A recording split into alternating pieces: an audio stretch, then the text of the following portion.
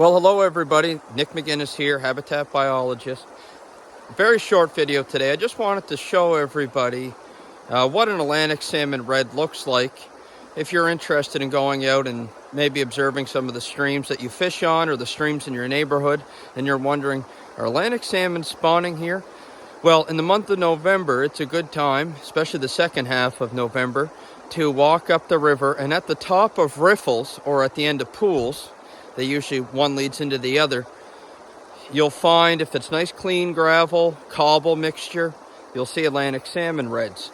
So I'm just on top of one here. I'll switch the camera around and we'll have a look. Okay, so I'm in what I would consider Atlantic salmon spawning habitat, but I'm not on a red, but I'm about 5 feet from it.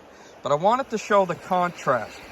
See how these rocks have been basically sitting in this position all spring, summer, and fall.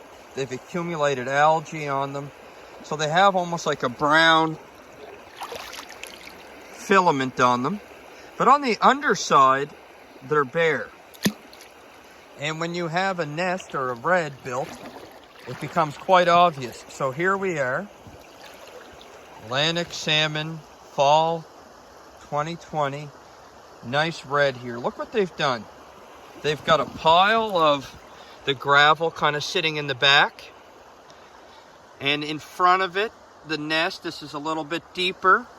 And then they've placed, with their tails, a couple larger rocks on it. Look how they've done that. Just an amazing feature in the stream that these fish can do. And another benefit of this section of stream and why this is a good spawning habitat is right up above it. We have a nice deep pool, about 3.5 feet deep, even during low flow. There's a digger log at the head of the pool. So what these salmon can do is the males are able to kind of watch over these nests, or the reds, as they start spawning, because the female may lay up to 2, even 4 reds.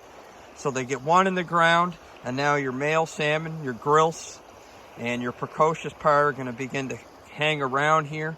But they're also quite exposed here. Look how shallow the water is, maybe 30 centimeters. So they're going to be upstream, sitting in these pools, or sitting on top of the red with easy access to some cover. If they have lots of predation in here, believe it or not.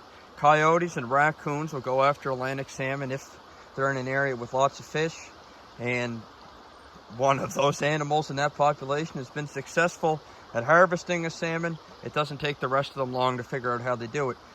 And then of course we have birds of prey, bald eagles, hawks, owls. When you're living in nature and you see a high protein source coming up the river, you're going to fix your attention on it. So these fish need good cover in close proximity to their spawning habitat. And that's what we have here. And that's why 4 years in a row, since we put this digger log in, which scoured the pool, we've had spawning on this site. And I wish I had had my camera ready when I came down here this morning, but a fish took off. It was sitting right on top of the riffle. So there you go. Quick video on how to identify Atlantic salmon reds in the fall.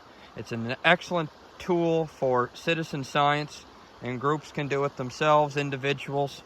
And it's just a good indicator that you have Atlantic salmon adults returning from their at-sea migration back to the streams in which they were born. So thanks for watching. If you liked the video, please hit the like button. And if you want to see more videos like this talking about Atlantic salmon habitat restoration, and ecological practices for managing the land, please subscribe to my channel. Love to have you on board for the journey. All the best and take care.